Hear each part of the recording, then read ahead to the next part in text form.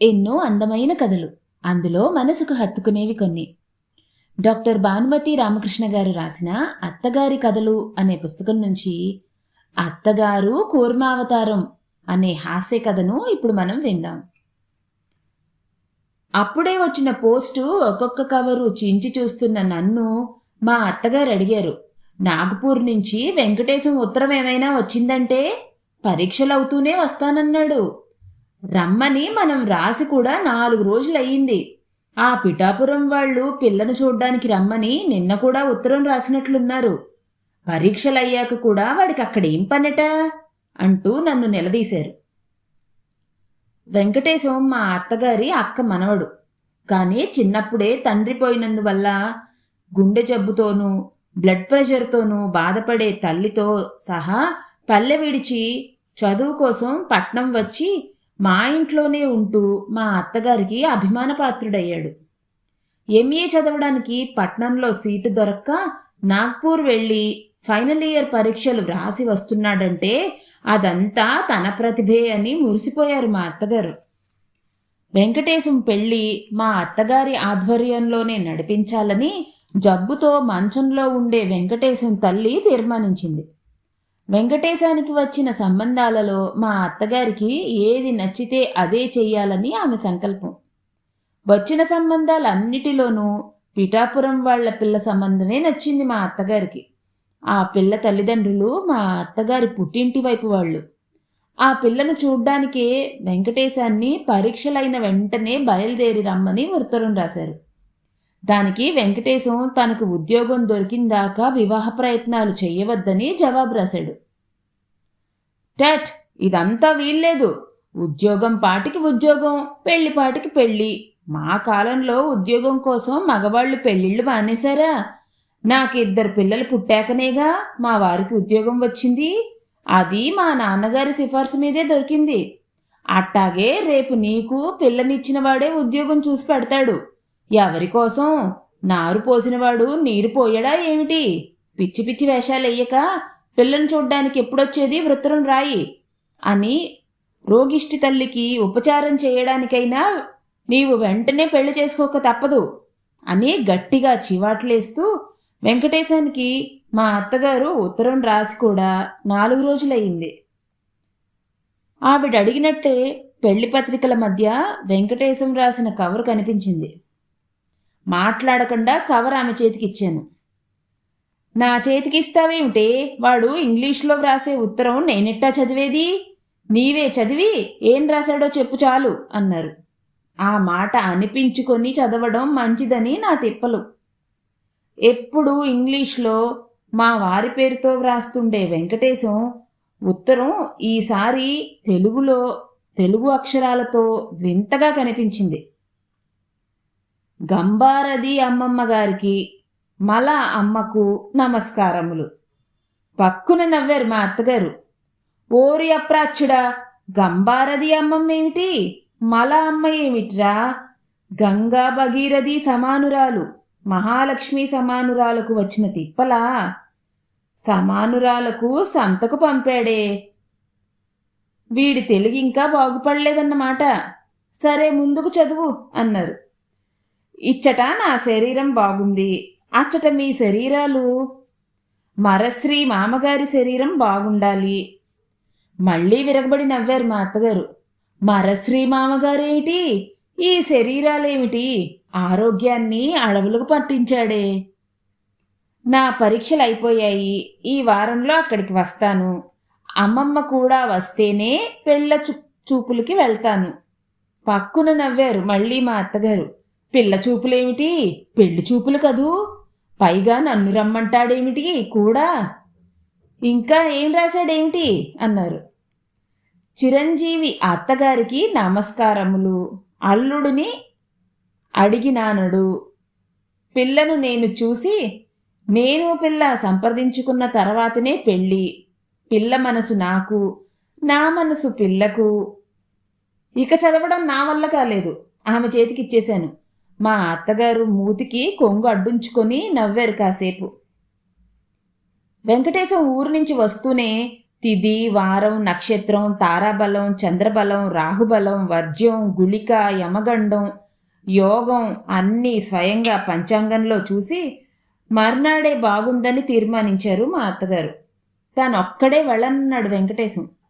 వెంకటేశం తల్లి కూడా మా అత్తగారినే కూడా వెళ్ళమని పట్టుపట్టింది. విధి లేక మా అత్తగారి వెంకటేశంతో పెళ్లి చూపులకు వెళ్ళడానికి నిశ్చయించుకున్నారు. బయలుదేరే ముందు శకునం విషయంలో చాలా జాగ్రత్తగా ఉండాలే అంటూ నన్ను హెచ్చరించారు మా అత్తగారు. ఇంట్లో పనిచేసే విధవావిడ కూడా ఆ సమయానికి సరిగ్గా ఎదురు రాకుండా చూడాల్సిన బాధ్యత నా మీద ఉంచారు. అంతేకాకుండా పక్కింటి పార్వతమ్మ గారిని నేను రమ్మన్నానని కబురు పెట్టవే, మేం బయలుదేరే సమయానికి ఎదురొచ్చినట్టు ఉంటుంది, నేను వెళ్ళొస్తానని చెప్పినట్టు అవుతుంది, పండులాంటి ముత్తైదువు అన్నారు. సరిగ్గా మా అత్తగారు బయలుదేరే సమయానికి పార్వతమ్మ గారికి కబురు పెట్టాను, మా అత్తగారు అర్జెంటుగా రమ్మంటున్నారని. పార్వతమ్మ శకునం కోసం మా అత్తగారు వెంకటేశాన్ని హడావిడి పెట్టి కారులో కూర్చోబెట్టారు. అందరికీ వెళ్ళొస్తానని చెప్పారు. పిల్లను చూసి అన్ని వివరాలు వెంటనే జాబు రాస్తానని చెప్పారు. కారు బయలుదేరి గేటు దాకా వెళ్ళింది.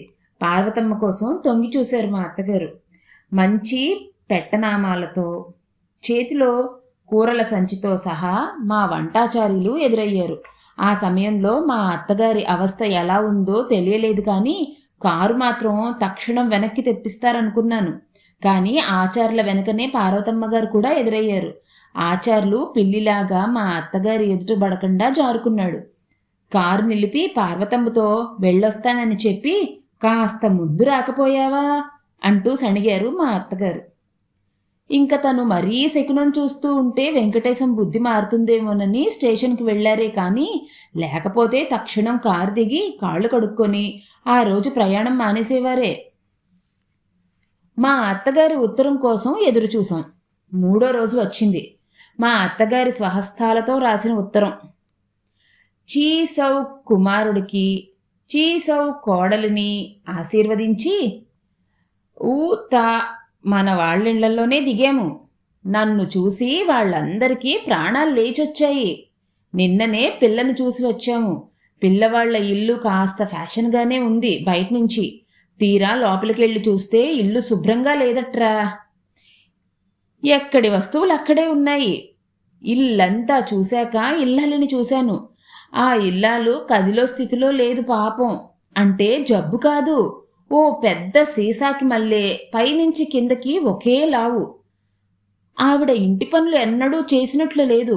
ఇంటి యజమానే ఎదురొచ్చి మమ్మల్ని లోపలికి పిలుచుకెళ్ళి కూర్చోబెట్టి చాలా మర్యాద చేశాడు. కానీ ఆయన అవస్థ కూడా అదే. గంటకొక అడుగు వేస్తూ అతి నిదానంగా నడుస్తాడు. వల్ల మాలిన పొట్ట, పైగా పొట్టి. మన వంటింటి దగ్గరుండే గంగాళంలా ఉన్నాడు పాపం. వీరిద్దరినీ చూసి నాకు కాస్త గాబరా కలిగింది. పిచ్చాపాటి మాట్లాడిన తర్వాత పిల్లలెందరని అడిగాను. ఒక్క కుమారుడు ఒక్క కుమార్తె అని. పిల్లవాడు పక్క రూంలో ఉంటే పిలిచాడు తండ్రి. ఒక గున్నేనుగులాగా ఉన్నాడు ఆ పిల్లవాడు. అతన్ని చూసి వెంకటేశం నా వైపు చూసి గుడ్లు తేలేశాడు. మా అమ్మాయి అంటూ వాళ్ళమ్మ మరో లావుపాటి శరీరాన్ని ఇంకో గదిలోంచి లాక్కొచ్చింది. పిల్లను తీసుకొచ్చి ఎదురుగా చాప మీద కూర్చోబెట్టారు. సోఫాలో కూర్చున్న వెంకటేశం కెవ్వున కేకేసి ఎగిరి అవతల పడ్డాడు. అంతా ఒక్కసారి కంగారు పడిపోయారు. పిల్లను చూసి ఇట్టా జడుసుకున్నాడేంటబ్బా అని. ముచ్చెమటలు పోసి భయంతో వణుకుతున్న వెంకటేశం దగ్గరికి వెళ్ళి ఏమైందిరా అన్నాను రహస్యంగా. సోఫా కింద చూపించాడు. నాకేమీ కనిపించలా. వాళ్ళంతా ఒక్కసారి గొల్లున నవ్వారు. దగ్గరికెళ్ళి చూశాను. పిల్ల ముద్దుగా పెంచుకున్న మెట్టతాబేలట. మెల్లగా వచ్చి వెంకటేశం కాలి బొటన వేలు కసిక్కన కొరికింది. అసలే మనవాడికి పాకే జంతువులంటే వల్లమాలిన భయము చీదరా. పైగా ఎప్పుడూ దాని నివాసము ఆ సోఫాలోనేనట. మనవాడు కూర్చోవడం దానికి సరిపోలేదు కామోసు. అదింకా పిల్ల తాబేలేనట. పెద్దయితే పిల్ల తల్లంత అయ్యేటట్టుంది దాని వాలకం చూస్తే. తాబేళ్లు బావుల్లో ఉండటం చూశాను కానీ ఇట్టా ఇళ్లల్లో పెంచుకోవడం ఎప్పుడూ నే చూడలా. వెంకటేశాన్ని ఉయ్యాల బల్ల మీద కాళ్ళు పైకి పెట్టుకుని కూర్చోమన్నాను. అయ్యో, అదేం చెయ్యదండి, అదంటే అమ్మాయికి ప్రాణం. అమ్మాయన్నా దానికి అంతే. అమ్మాయిని వదిలి అది ఒక్క క్షణం ఉండదు. అమ్మాయి ఎలా చెప్తే అలా వింటుంది. అది ఏ భాషలో మాట్లాడినా దానికి ఇట్టే అర్థమవుతుంది. మీకు కొత్త కనుక అలా ఉంది. పిలువమ్మా దాన్ని అంది కూతురుతో ముద్దుగా. పిల్ల దాన్ని కూనలమ్మ అంటూ పిలిచింది. అది గునుగున పాకుతూ పిల్లవైపు వెళ్ళింది. కొద్దిసేపు అయ్యాక పిల్ల పాడడం మొదలెట్టింది. వెనక నుంచి నా గోచి ఎవరో లాగినట్లయింది. ఉలిక్కిపడి తిరిగి చూస్తే ఆ తాబేలే నా గోచి పట్టుకుంది. ఒళ్ళు జలధరించింది. ఏమిటి పీడ అని మనసులోనే అనుకొని మర్యాదకు పైకి నవ్వుతూ మళ్ళీ గోచి పెట్టుకోబోయాను. వేళ్లు కొరికింది. విదిలించుకొని అవతలికి జరిగాను. నా అవస్థ చూస్తూ కూడా కదలక మెదలక రోలులాగా కూర్చుంది పిల్ల తల్లి. పాపం, పొట్టతో కదలలేని ఆ తండ్రే తాబేలుని మరో గదిలో వేసి తలుపు వేసి వచ్చాడు. ఆ గొడవలో పిల్ల ఏం పాడిందో కూడా సరిగ్గా వినలేదు. ఏదో బాగానే పాడింది మొత్తానికి. కానీ నుడుక్కి ఆయాసపడిపోయింది పాపం. పొట్లం లాంటి పిల్ల. వాళ్ళమ్మ, నాన్న, అన్న, తమ్ముడు అంతా గుమ్మటాల్లా ఉన్నారాయే. అదేం చేస్తుంది? ఇంతకీ ఒక్కగానొక్క పిల్ల అయినందుకు చాలా గారాబంగా పెంచారు. పెరిగింది. శరీరం దేవుడిచ్చేది, వద్దంటే పోతుందా? మనవాడేమో పిల్లలావు, తల్లిలావు, తండ్రిలావు, ఆ కుటుంబమే లావు, నాకొద్దంటున్నాడు. వాడి భయం పెళ్లి కాకముందే ఇంతలావైతే పెళ్ళయ్యాక వాళ్ల తల్లి సైజుకు వస్తుందేమోనని. వీడి చాదస్తం మరీ మితిమీరిపోయింది. వీడు పిల్లను చూడలేదు, పిల్లే వీడిని చూసింది. ఆ తాబేలు దెబ్బతో వాడికి మతిపోయింది. పిల్ల పాట వినడం మానేసి ఆ మెట్ట తాబేలు మళ్ళీ ఎక్కడ కొరుకుతుందోనని వాడి చూపంతా చుట్టుపక్కల తిరుగుతున్న తాబేలు మీదనే ఉండిపోయింది. పోనీ మళ్ళీ చూస్తావురా అని అన్నాను. మర్నాడు తీసుకెళ్దామని. రానన్నాడు. ఒళ్ళు కూడా కాస్త వెచ్చ చేసింది. దడుపు జ్వరం అనుకుంటాను. ఈ ఊరిలో దడుపు మంత్రం చెప్పి యంత్రం వేసే సాయిబు ఉన్నట్ట వేయిద్దామనుకుంటున్నాను ఈరోజు. మనవాడు కాస్త మగురు చేస్తున్నాడు పిల్ల విషయంలో. కానీ పిల్లది నిక్షేపం లాంటి వంశం. డబ్బు బాగా ఉన్నవాళ్ళు అన్ని మర్యాదలు చేయగలరు. పిల్ల కూడా తెల్లగా లక్షణంగా ఉంది, లావు తప్ప. పిల్ల మన ఇంటికి వస్తూనే పని మనిషిని తీసేస్తే సరి, బుస్సును తగ్గిపోతుంది. ఆ సంగతి నేను చూసుకుంటాను. వీలైతే ముహూర్తం నిశ్చయించుకునే వస్తాను. మిగతా విషయాలన్నీ సమక్షంలో మాట్లాడుకుందాం. ఇంతే ఆశీర్వచనములు. 2 రోజుల తర్వాత మా అత్తగారు వెంకటేశం బండి దిగారు. వెంకటేశం లంకణాలు చేసిన వాడి వల్లే కళ్ళు ముఖం లోతుకు పీక్కుపోయాయి. కారు దిగి కాళ్ళు ఇడ్చుకుంటూ లోపలికొచ్చాడు.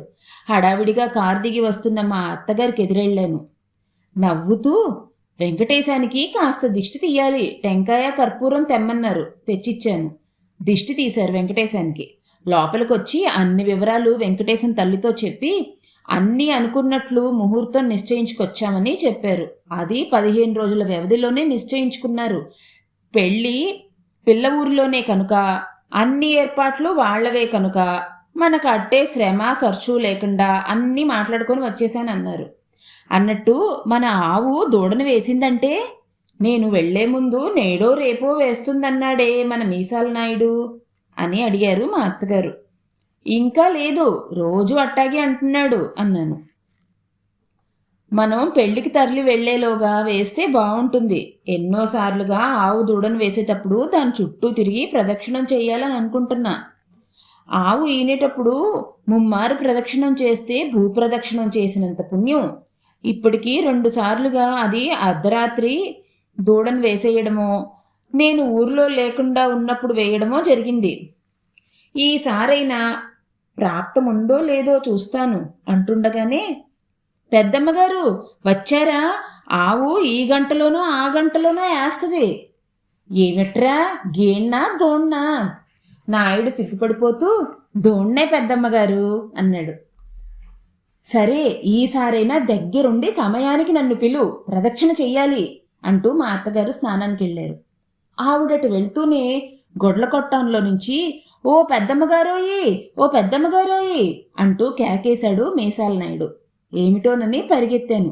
మీసాల నాయుడు సంతోషపడిపోతూ, మీ కాడ చెప్పానా, ఇదిగో నెప్పులు పడతా ఉంది, కాసేపట్లో వేస్తుంది దోణ్ణి. పెద్దమ్మగారు ఏరుండారమ్మా, అదేదో చెయ్యాలన్నారే ఆవు కాడా. ఆ భూప్రదక్షిణం కాబోలు, సరే పిలుస్తానుండు అంటూ బయట నుండే స్నానం చేస్తున్న మా అత్తగారితో, అత్త, ఆవు దూడ వేస్తోంది, మీతో చెప్పమన్నాడు మీసాల నాయుడు అని గట్టిగా అరిచి చెప్పాను. ఇదిగో వచ్చేశాను, కాస్త ఆగమను అన్నారు మా అత్తగారు లోపలే హడావిడి పడిపోతూ. బయటకొస్తూనే, పిల్లను చూసొచ్చిన వేళ మంచిదేనే, మంగళకరంగా ఆవు ఈరోజే దూడను వేస్తోంది, త్వరగా పసుపు కుంకుమ తీసుకురా, ఈ సమయంలో గోమాత చుట్టూ ప్రదక్షిణం చేస్తే భూప్రదక్షిణం చేసినంత మహాపుణ్యం దొరకాలే గాని అంటూ ఆయాసపడిపోతూ చీర ఆదరాబాదరా చుట్టుకుని గొడ్లకొట్టం వైపు పరిగెత్తారు. నేను పసుపు కుంకుమ వగేరా తీసుకుని వెంబడే పరిగెత్తాను. పాపం ఆవు ఒక చోట నిలబడకుండా ఆ మూలకు ఈ మూలకు మెలికలు తిరుగుతోంది నెప్పులు పడుతూ. నేను తీసుకెళ్లిన పసుపు కుంకుమ అంతా దాని ముఖానికి అలంకరించి దాని చుట్టూ ప్రదక్షిణం చెయ్యాలని మా అత్తగారి సంకల్పం. ఆవు మామూలుగా సాధువే అయినా నెప్పులు పడే సమయంలో దాని మూడు ఎలా ఉంటుందో మనకు తెలియదు. దాని పరిస్థితి చూస్తే ఎవ్వరినీ దగ్గరకు రానిచ్చేటట్లుగా లేదు. 2 సార్లు మా అత్తగారు ఆవు దగ్గరకు వెళ్ళడానికి ప్రయత్నించారు. కొమ్ములతో దూరాన్నించే విదిలించింది. హే, కళ్ళు కనబట్లా, ఎవరనుకున్నావు, పెద్దమ్మగారు, జరగటు అని ఆవు నదిలించాడు మీసాల నాయుడు. కొమ్ములతో నాయుడిని కూడా విదిలించేసింది ఆవు దాని బాధలో. పోనీలే, పసుపు కుంకాలు అవసరం లేదు, అది పడే బాధలో ఇవన్నీ వేయించుకోవడం కూడా కష్టమే. ఆడజన్మ ఎత్తాక ఈ బాధ గొడ్డుకైనా మనిషికైనా తప్పనిసరి కదా, ఒట్టి ప్రదక్షిణాలు చేస్తే చాలులే అన్నారు మా అత్తగారు. ప్రదక్షిణకు ఆవు చుట్టూ తిరిగేందుకు వీల్లేకుండా చుట్టూ తడికలు, ఒకవైపు నీళ్ల తొట్టి గోడలా అడ్డుంది. మామూలుగా అది అసలు దూడని కట్టేసే చోటు, అచ్చొచ్చిన చోటని అక్కడే కట్టేశాడు మీసాల నాయుడు. అయినా మా అత్తగారి తొట్టి ప్రక్క కాస్త చోటుంటే ఆ చోటులోని ప్రదక్షిణలు చేయడానికి తీర్మానించారు. నన్ను కూడా రమ్మన్నారు ప్రదక్షిణాలకు. ఆ సమయంలో ఆవు పరిస్థితి చూస్తే ఆ పరిసరాలకు వెళ్లే ధైర్యం కలగలేదు నాకు. ముందు మీరే చెయ్యండి, తర్వాత నేను చేస్తాను అంటూ పసుపు కుంకుమ డబ్బాలు లోపల పెట్టే సాకుతో లోపలికి వచ్చేశాను. అంతే, కొట్టాన్లో నుంచి ధబీమని శబ్దం వినిపించింది. ఆవు దూడను వేసిందేమోనని పరిగెత్తాను. మా అత్తగారు కనిపించలా. అయ్యయ్యో, రాండమ్మా చిన్నమ్మగారు, తొందరగా రాండి, పెద్దమ్మగారు ప్రదక్షిణం చేయబోతే ఆవు ఒళ్ళో తెలవకుండా తొట్లోకి తోసేసింది అంటూ కొడవటి పిండంతా మీసాల నాయుడు మా అత్తగారిని ముట్టుకోవడానికి భయపడి తొట్టి చుట్టూ గిరగిరా తిరుగుతూ ప్రదక్షిణాలు చేస్తున్నాడు. నేను గబగబా వెళ్ళి చూస్తే మా అత్తగారు మునుగుతూ తేలుతూ తొట్టులో పాచి ఉండటం వల్ల చేయి ఊతం దొరక్క లేవడానికి తంటాలు పడుతున్నారు. వెంటనే ఆమె 2 భుజాల కింద నా 2 చేతులు ఊతం ఇచ్చి ఆమెను లేవదీయడానికి ప్రయత్నించాను. కానీ తొట్టులో ఉన్న పాచి మా అత్తగారిని విడిచిపెట్టలా. కొంతవరకు లేచి చేయి జారి మళ్లీ నీళ్లలో పడ్డారు. తొట్లో అంత పాచి ఉందని అంతవరకు తెలియని మా అత్తగారు మీసాల నాయుడు వైపు గుడ్లురిమి చూశారు. అది గ్రహించిన నాయుడు, తొట్లో పాచి ఉంటూనే గొడ్లు తాగే నీళ్లు తేటగా ఉంటాయండి, ఈ సంగతి తెలిస్తే తొట్టి శుభ్రంగా కడిగేవాణ్ణి కదా అని గొడిగాడు దొంగచూపులు చూస్తూ. ఈ గొడవలో ఆవు దూడను ఎప్పుడు వేసేసిందో మేం చూడలా. కింద పడి ఉన్న దూడని ఆప్యాయంగా నాకుతూ ఒళ్ళంతా శుభ్రం చేస్తోంది ఆవు. ఏసిందమ్మగారు, ఏసింది అని సంతోషపడిపోతూ ఆవు దూడ దగ్గరికి పరిగెత్తాడు మీసాల నాయుడు. మా అత్తగారిని ఎలాగో తంటాలు పడి లేవదీసి తొట్టి బయటికి దింపాను. అప్పుడొచ్చాడు వెంకటేశం హడావిడి పడిపోతూ. చెయ్యి విరిగినంత నొప్పిగా ఉందని మా అత్తగారు బాధపడడం చూసి డాక్టర్ కోసం పరిగెత్తాడు వెంకటేశం. డాక్టర్ వచ్చి ఆమె చెయ్యి మణికట్టు ఎముక కొద్దిగా బెణికిందని, 1 నెల రోజులైనా కనీసం కట్టుకట్టి ఉంచాలని, పెద్దతనం కాబట్టి చాలా భద్రంగా చూడాలని చెప్పి వెళ్ళాడు. ఇదేమి కర్మమే, వెంకటేశం పెళ్లినాటికైనా నా చెయ్యి బాగుపడిపోతే బావుండు, పుణ్యానికి పోతే పాపం ఎదురైంది అంటూ వాపోయారు మా అత్తగారు. భూప్రదక్షిణం సంగతి ఎవరికి చెప్పొద్దన్నారు. నేను గప్చుప్గా ఊరుకున్నాను. పెళ్లినాడు పెళ్లి కూతురు మా అత్తగారే స్వయంగా ముస్తాబు చేయించాలన్నారు. వెంకటేశం తల్లి పాత నగలన్నీ ఒక్కొక్కటే బయటికి తీసి మా చేతికిచ్చాడు. వడ్డాణం పెట్టడానికి పెళ్లి కూతురు నడుం కోసం వెతికాం. చిక్కలా. పిల్లను ఒక్కసారిగా నిలువునా చూసి మధ్య భాగం నడుం అని తేల్చి వడ్డాణం తగిలించబోయాం. సగం చుట్టూ కూడా రాలేదా వడ్డాణం. మెళ్ళో గొలుసు భూగోళంలా ఉన్న పిల్ల తల నుండి దిగి మెడదాకా వెళ్ళలేదు, మధ్యనే స్టక్కప్ అయ్యింది. ఇక వంకీలు ముంజేయి దాటలేదు. ఉంగరాల మాట ఏమిటి? మా అత్తగారు లోపలే నిరుత్సాహపడిపోయారు. అయినా ఇవన్నీ పాత నగలరా, ఈ కాలం ఫ్యాషన్వి కావు, కొత్తవి చేయిద్దాంలే అంటూ మర్యాదగా మళ్లీ నగలన్నీ పెట్టులో పెట్టారు. పెళ్లిపీటల మీద కూర్చున్న వధూవరులను చూసి చాలామంది ముఖాలు తిప్పుకుని గుసగుసలాడుకుంటూ నవ్వుకోవడం చూశాను. ఎవరో ఒక ఆవిడ పక్కనున్న వాడితో అంటం కూడా విన్నాను, పెళ్లికొడుకు పెళ్లికూతురు రమణారెడ్డి సూర్యకాంతంలా ఉన్నారని. మంగళసూత్రం కట్టడానికి లేచి నిలబడ్డ వెంకటేశం కెవ్వుమని కేకేసి పురోహితుడు 2 భుజాలు పట్టుకున్నాడు. వెంకటేశం చేతిలో ఉన్న మంగళసూత్రాలు పురోహితుని మెడలో పడ్డాయి. పురోహితుడి మెడలో మంగళసూత్రాలు చూసి ఇదేమిటి అంటూ పెళ్లి పందిట్లో జనమంతా కంగారు పడుతూ వెంకటేశం చుట్టూ గుంపుకూడారు. భయంతో వణికిపోతున్న వెంకటేశం చుట్టూ ఉన్న జనాన్ని చూసి సిగ్గుపడిపోయాడు. తల ఎత్తకుండానే తన కూర్చున్న పీట వైపు చేయి చూపించాడు. పెళ్లి కూతురు పెంచిన పెద్ద తాబేలు పీట కింద నుంచి వచ్చి వెంకటేశం కాలు కొరికి పీటెక్కి కూర్చుంది. ఒక్కసారి పెళ్లి పందిరంతా గొల్లుమని నవ్వులో మునిగిపోయింది. మా అత్తగారి ఒళ్ళు మండిపోయింది. హడావిడిగా గుంపులోంచి పెళ్లికూతురు తండ్రి వచ్చి నువ్వెక్కడ దాపురించావే మా ప్రాణానికి అంటూ తాబేల్ని 4 తిట్టి లోపలికి తీసుకువెళ్ళాడు. ముహూర్తం మించిపోతుంది, మంగళసూత్ర ధారణ కావాలి అంటూ పురోహితుడు కేకేశాడు. ఇంకా ఆ పీట మీద కూర్చోనన్నాడు వెంకటేశం. వేరే పీట తీసుకొచ్చి వేశారు. తల వంచుకొని ముసిముసి నవ్వులు నవ్వుకుంటున్న పెళ్లి కూతురు పక్కన అవమానంతో బాధపడుతున్న వెంకటేశం ముళ్ల మీద కూర్చున్నట్లు కూర్చున్నాడు.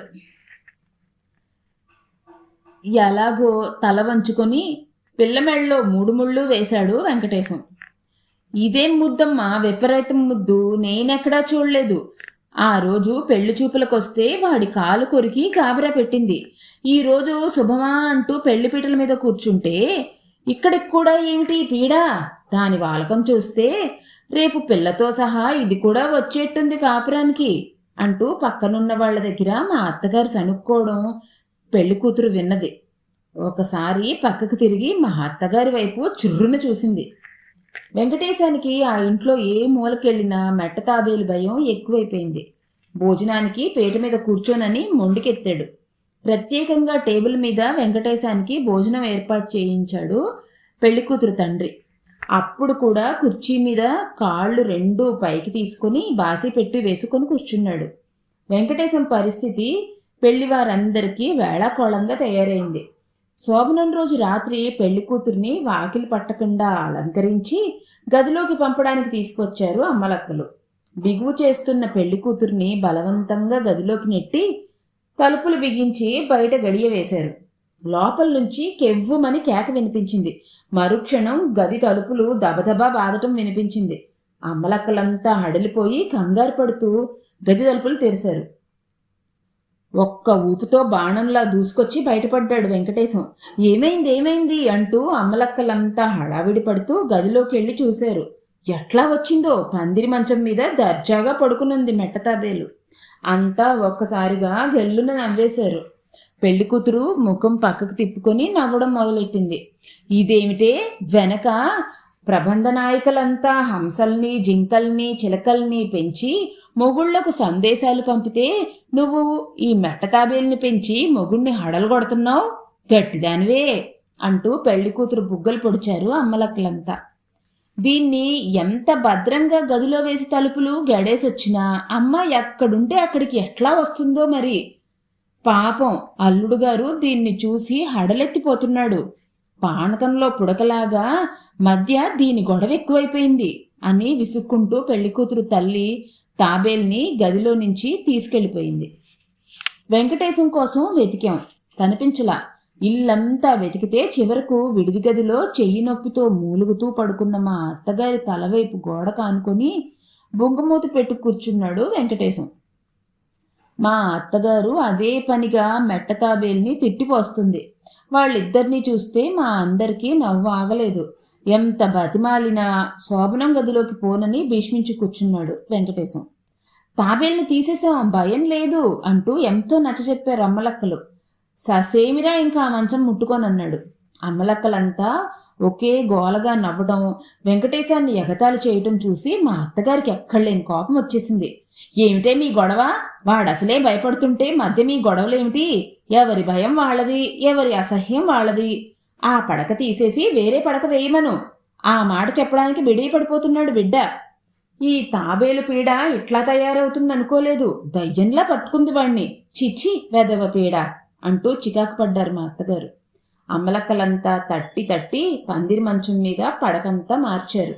పూలు పన్నీరు మళ్లీ చల్లి అలంకారం అంతా ముగించేసరికి 11 దాటింది. ఇంకా భయపడుతున్న వెంకటేశానికి మా అత్తగారే నచ్చ చెప్పి గదిలోకి పంపించారు.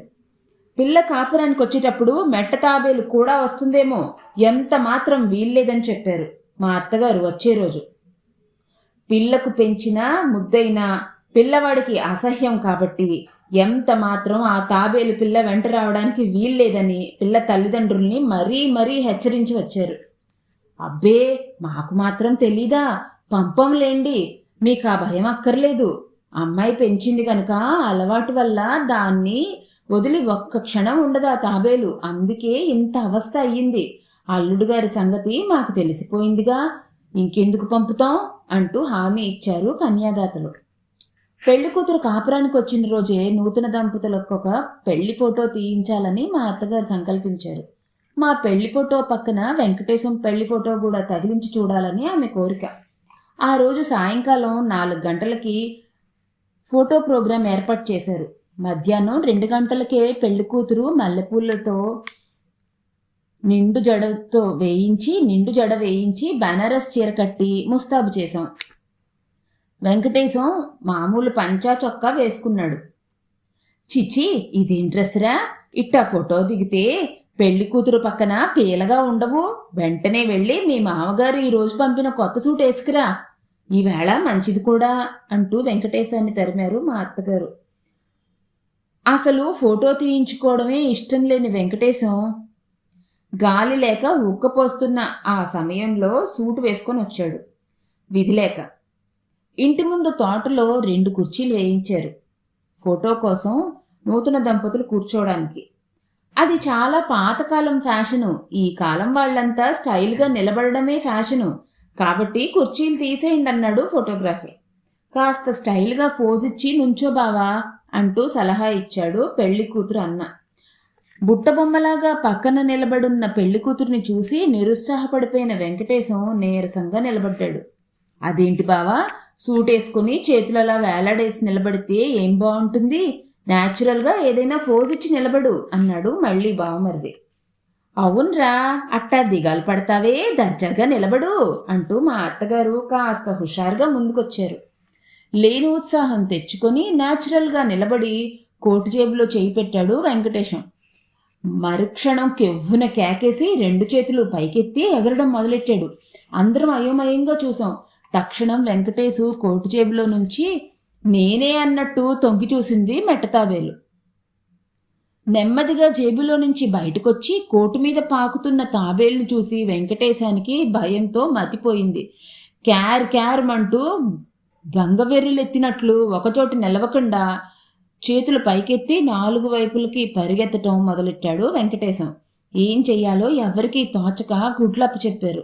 మా అత్తగారు కోపంతో వణికిపోతున్నారు. తాబేలు వెంకటేశం భుజం మీదికి పాకుతోంది.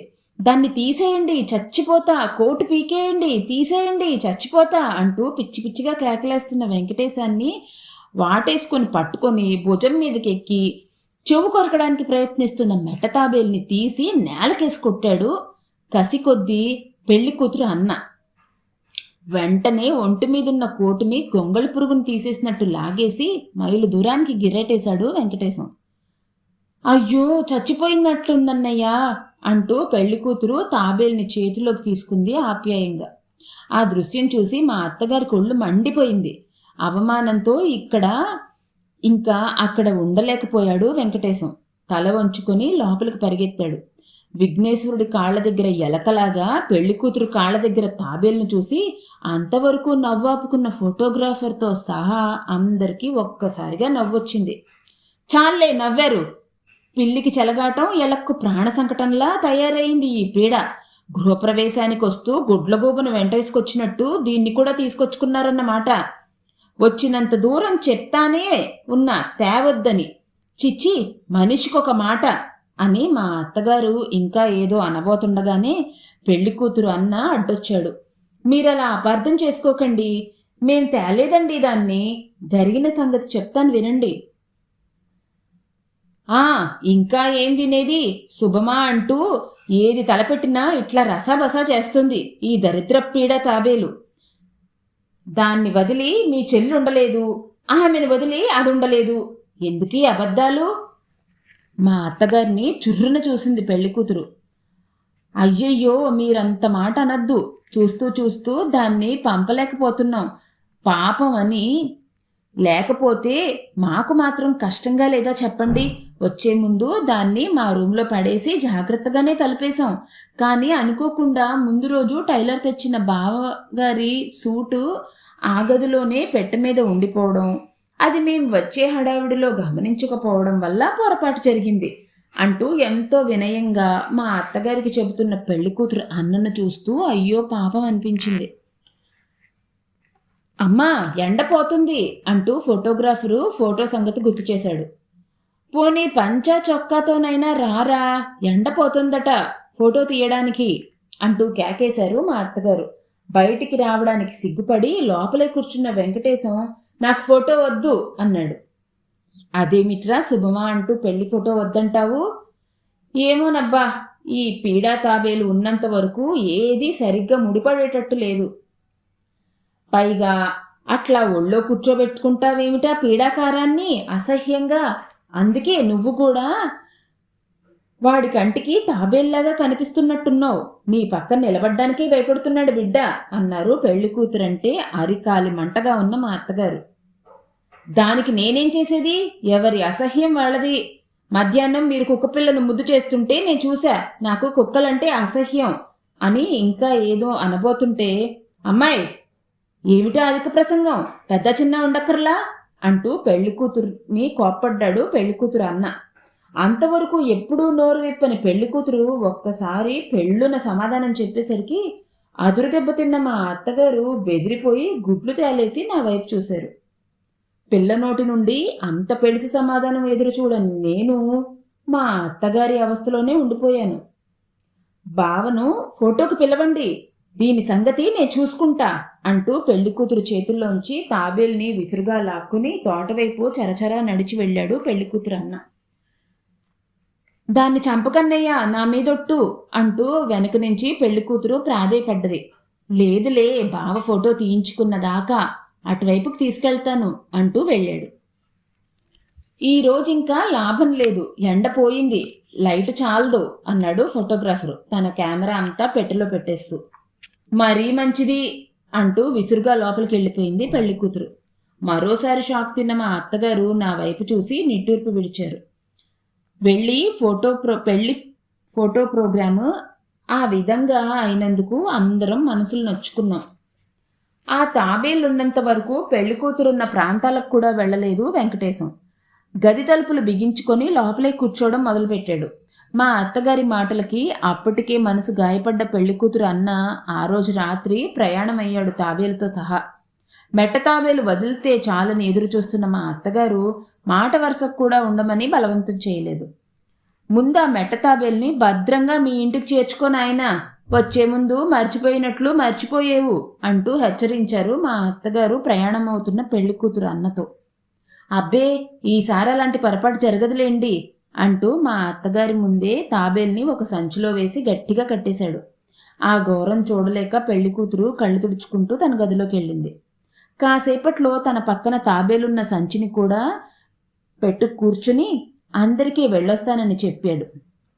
తాబేలున్న ప్రాంతాలకి రాడు గనుక బయలుదేరే ముందు బావతో వెళ్ళొస్తానని చెప్పాడు. తాబేలు పుట్టింటికి వెళ్ళిపోయింది. అబ్బా, వదిలింది తాబేలు పీడ. ఇంక మొగుడు పెళ్ళాం ఒద్దిగ్గా ఒక చోట ఉండొచ్చు అనుకుని సంతోషపడ్డాం. తాబేలు వెళ్ళిపోయిన మర్నాడు పొద్దుటే వెంకటేశం ముఖంలో కళ కనిపించింది. అన్న తాబేలు ఇద్దరూ వెళ్ళిపోయినందుకు దిగులుతో ముఖం వేలాడేసుకున్న పెళ్లి కూతుర్ని, వెంకటేశాన్ని ఏ బీచ్కో సినిమాకో పంపితే గాని తాబేలు గొడవ మర్చిపోరనే ఉద్దేశంతో మా అత్తగారు నేను ప్లాన్ వేశాం. అట్లా బీచ్కో సినిమాకో వెళ్ళిరండ్రా మీ ఇద్దరు అన్నారు వెంకటేశంతో మా అత్తగారు. ఊహు, నేను వెళ్ళను అన్నాడు వెంకటేశం. తాబేలు గొడవ కాసేపు మర్చిపోయి కులాసాగా అట్లా తిరిగి రమ్మని, లేకపోతే పిల్ల దిగులేసుకుంటుందని, గోరంతను కొండంత చెయ్యొద్దని మా అత్తగారు నచ్చ చెప్పిన తర్వాత, అయితే నువ్వు కూడా రా మాతో అన్నాడు వెంకటేశం. నేనెందుకు దాని వెంట తాబేల్లాగా, నీ వెంట నేనెందుకు మధ్య అంటూ కోప్పడ్డారు మా అత్తగారు. అయితే నేను ఒంటరిగా వెళ్ళను అన్నాడు. అసలు పెళ్లి కూతుర్నే తాబేలు రూపంలో ఊహించి హడలెత్తిపోతున్న వెంకటేశం.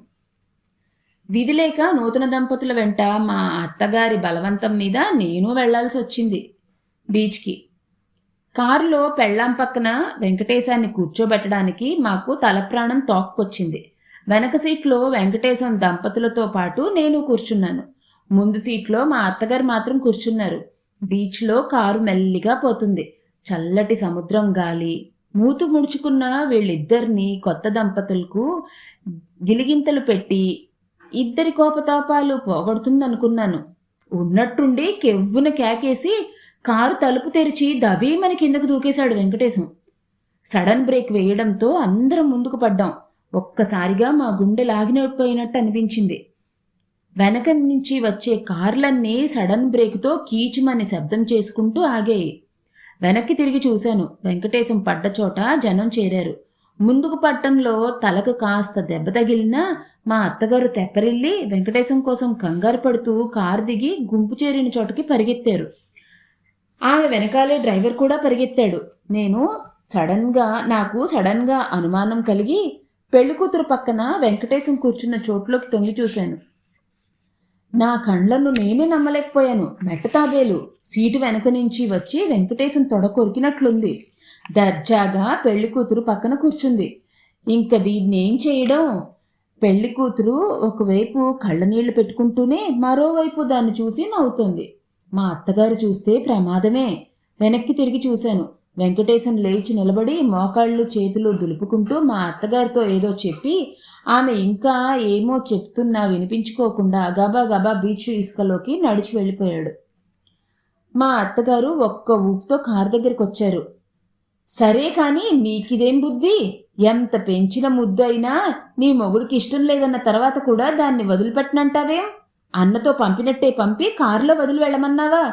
చచ్చా, ఎరక్కపోయి వాడి గొంతు కోశాను. ఇటువంటి దొంగ బుద్ధులుండే మనుషులు అనుకోలేదు అని ఒళ్ళు తెలియని కోపంతో మా అత్తగారు అంటుంటే, తొందరపడి మాటలు మిగలకండి, నేను ఉంచమని చెప్పలేదు.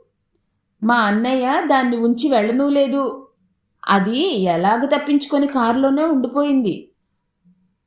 అన్నయ్య చూసుకొని ఉండడు. ఎవరు తీసుకెళ్ళినా అది నన్ను వదిలి సహజంగా వెళ్ళదు అన్నది పెళ్లి కూతురు కళ్ళు తుడుచుకుంటూ. ఓహో, బాగానే ఉంది వరస. తెలియకడుగుతా కానీ నీకు మొగుడు కావాలా, ఆ తాబేలు కావాలా? పోనీ అదైనా చేల్చి చెప్పు అంటూ మా అత్తగారి కంఠస్వరం పెరగటంతో నాకు కంగారు పట్టుకుంది. నలుగురు వచ్చిపోయే బీచ్ రోడ్లో వాళ్ళిద్దరూ ఘర్షణ పడ్డం నాకు నచ్చలేదు. అత్తా, మీరు కారులో కూర్చోండి, ఇంటికెళ్ళి మాట్లాడుకోవచ్చు అన్నాను. ఇంకా చూస్తూ ఎట్లాగే ఈ తాబేలు పీడని ఇంటికి తీసుకెళ్లడం? ఇక ఇది ఉందంటే వాడు ఇంటికి కూడా రాడు. వాడికి ఎంత భయం, అసహ్యం. లేదంటే అట్లా ప్రాణాలకు తెగించి కారులోంచి దూకుతాడు చెప్పు. ఇంగితం ఉండక్కర్లా. కారు నెమ్మదిగా పోతుంది గనక కాస్తలో గండం తప్పింది. లేకపోతే ఏమై ఉండేది? అసలు వాళ్ళ అమ్మా నాన్న వాళ్ళొచ్చి సంగతేమిటో తేల్చుకోమని చెప్తాను. ఇక ఊరుకుంటే లాభం లేదు అంటూ ముందు సీట్లో కూర్చుని తలుపు విసురుగా లాగి వేసుకోవడంలో మా అత్తగారి ఎడం చెయ్యి తలుపు సందులో ఉండిపోయింది. బయటికి కనిపించకుండా కాసేపు బాధపడ్డారు. కోపంతోనూ అవమానంతోనూ లోపలే ఉడికిపోతున్న పెళ్లి కూతురు తన పక్కనున్న తాబేల్ని తలుపు తీసి కసికొద్దీ రోడ్డు మీదకి విసిరి కొట్టి 2 చేతులతోనూ ముఖం కప్పుకుంది. ఓ వైపు నుంచి అయ్యో పాపం అనిపించినా అప్పటి పరిస్థితి తలుచుకొని బ్రతుకు జీవుడా అనిపించింది. అత్త, తాబేల్ని పారేసింది, ఇక మనం ఇంటికెళ్ళొచ్చు అన్నాను. చెయ్యి నొప్పితో బాధపడుతున్న మా అత్తగారు సంతోషం అన్నారు వెనక్కి తిరిగి చూడకుండానే. కారు కదిలింది. కొత్త దంపతులు ప్రణయ కలహాలకు అందరి మనసులు బాధపడ్డాయి. ఇంటికొస్తూనే టేబుల్ మీద టెలిగ్రామ్ ఉండటం చూశాను. తీరా చూస్తే పెళ్లి కూతురు అన్న ఇచ్చాడు. తాబేలు తప్పించుకుందని, చిక్కితే వెంటనే చంపేసేయమని. నవ్వొచ్చింది. మా అత్తగారికి చెప్పాను టెలిగ్రామ్ వివరం. ఆఘోరించలేకపోయాడా చవట అంటూ విసుక్కున్నారు. 10 గంటలకు చేతులకు కాళ్లకు కట్లు కట్టుకొని టాక్సీలో నుంచి దిగాడు వెంకటేశం. వెంకటేశం వస్తూనే ఎర్రనీళ్లు చుట్టిపోయమన్నారు మా అత్తగారు. ఎర్రనీళ్లు తీసిపోసి తాబేల్ని బీచ్ రోడ్లోనే పారేసి వచ్చానని కూడా చెప్పాను. బాగా అలసిపోయిన వెంకటేశం విరక్తిగా ఒక పొడి నవ్వు నవ్వి కాళ్ళు ఈడ్చుకుంటూ తన గదిలోకి వెళ్ళాడు. ఒంట్లో బాగోలేదని పాలు పలహారం ఏదీ వద్దని మూలుగుతూ పడుకున్నారు మా అత్తగారు. ఇంకోవైపు ఆకలి లేదని అన్నం తినకుండా కళ్ళనీళ్లు పెట్టుకుంటూ కూర్చుంది పెళ్లి కూతురు. అదేం బాగోలేదని, అట్లా కళ్ళనీళ్లు పెట్టుకోవడం మంచిది కాదని కాసేపు నచ్చచెప్పి వెంకటేశంతో పాటు పెళ్లి కూతురిని కూడా భోజనానికి కూర్చోబెట్టేసరికి తాతలు దిగొచ్చారు. రాత్రి 11 గంటల ప్రాంతంలో బయట పోర్టికోలో ఆగి ఉన్న కారు దగ్గర ఇదేరా ఈ కారే అంటున్న మాటలు వినిపించాయి. బయటికెళ్ళి చూస్తే ఎవరో 2 మగవాళ్లు కారు దగ్గర నిలబడ్డారు నంబర్ చూస్తూ. ఎవరు ఏమిటి అని విచారించాను. ఇది మీ కారే కదండి అన్నారు వచ్చిన వాళ్ళు. అవునన్నాను. ఏం లేదు, ఇందులో నుంచి ఈ తాబేలు కింద పడ్డం వెనక కారులో వస్తున్న మా ఆఫీసర్ గారు చూశారు. మా కారు ఆపి దీన్ని పట్టుకునేలోగా మీ కారు చాలా దూరం వెళ్ళిపోయింది. ఇంకాస్త అయితే లారీ కింద పడేదే తాబేలు. అయినా చావదంటారనుకోండి. మీ కారు నంబర్ నోట్ చేసుకున్న మా ఆఫీసర్ గారు మీ అడ్రస్ కనుక్కొని దీన్ని మీకు అప్పగించి రమ్మన్నారు. ఇందా అండి తీసుకోండి అంటూ చేతిలో ఉన్న తాబేలు సంచి నాకు ఇవ్వబోయారు. చచ్చాన్రా దేవుడా అనుకొని కాస్తుండండి మా అత్తగారిని కనుక్కోవాలి అంటూ లోపలికి పరిగెత్తాను. తాబేలు గొడవ వదిలిపోయింది కదా అని సంతోషిస్తూ నూతన దంపతులు ఇద్దరిని మేడ మీద గదిలోకి పంపి 10 నిమిషాలన్నా కాలేదు. ఇది మళ్ళీ వచ్చిందని తెలిస్తే వెంకటేశం అక్కడి నుంచే దూకేస్తాడని భయం వేసింది. మా అత్తగారి చెవిలో రహస్యంగా చెప్పాను తాబేలు మళ్ళీ వచ్చిందని. మా అత్తగారు చివాలన లేచి నిలబడ్డారు. ఓసి దీన్ని తగలయ్యా, ఇది మనల్ని వదిలేటట్టు లేదే, ఇదేదో దయ్యమేమో, ఉండు దీన్నిట్లా కాదు అన్నట్టు. పిల్ల చూసిందా వచ్చిన వాళ్ళని అన్నారు మెల్లిగా. లేదన్నాను. వెంకటేశం వాళ్ళిద్దరూ మేడ మీద ఉన్నారు అన్నాను. అయితే నువ్వు గప్చుప్గా ఊరుకో, గుట్టుగా నేనేం చేయదలిచానో అదే చేసేస్తాను అంటూ బయటికెళ్ళి వాళ్ళ దగ్గర నుంచి తాబేలున్న సంచిని అడిగి పుచ్చుకుంటున్న మా అత్తగారు నాకు భయంకరంగా కనిపించారు. ఆమె ఏం చేయడానికి సంకల్పించారో గ్రహించాను. నా ఒళ్ళు జలధరించింది. మర్నాడు మా అత్తగారికి ఒళ్ళు తెలియని జ్వరం తగిలింది. గంటకు జ్వర తీవ్రత ఎక్కువ కావటం మొదలెట్టింది. మా అత్తగారికి ఎప్పుడైనా జ్వరం తగిలితే పిచ్చి పిచ్చిగా మంగళహారతులు, అప్పగింతలు, భజన పాటలు పాడటం ఆమెకు అలవాటు. కానీ ఈసారి కొత్తగా కలవరింతలు మొదలెట్టారు. అదిగో తాబేలు, ఇదిగో ఇటొస్తుంది, దాన్ని పట్టుకో, అబ్బో ఎంత పెద్ద తాబేలే, గుడ్లు ఉరుముతుందేవ్, ఓ యమ్మా చచ్చానేవ్ అంటూ గట్టిగా అరిచి మంచం మీద నుంచి కిందకి దొర్లి పడిపోయారు. పక్కనున్న నేను పట్టుకున్నాను. ఇదేమిటి నాకు కంగారు పట్టుకుంది? నాకంటే భయస్థుడు వెంకటేశం. అప్పుడే వచ్చి వెళ్ళిన డాక్టర్ కోసం మళ్ళీ పరిగెత్తాడు. కాళ్ళ దగ్గర కూర్చున్న వెంకటేశం తల్లి, పెళ్లి కూతురు అయోమయంగా నా వైపు చూశారు. డాక్టర్ వచ్చి మరేం భయం లేదని, మామూలు జ్వరమేనని, ఏదో మెంటల్ షాక్ వల్ల అట్లా కలవరింతలు వస్తున్నాయని, అదేదో ఆమెనే అడిగి తెలుసుకుంటే దానికి తగిన ట్రీట్మెంట్ ఆలోచించొచ్చునని చెప్పి వెళ్ళిపోయాడు. డాక్టర్ వెళ్తూనే మా అత్తగారు నన్ను దగ్గరికి పిలిచారు. చెవిలో రహస్యంగా చెప్పారు, వెండి తాబేలు ఒకటి వెంటనే చేయించి పూజలో పెట్టాలి, ఈ సంగతి ఎవరికీ తెలియకూడదు అన్నారు.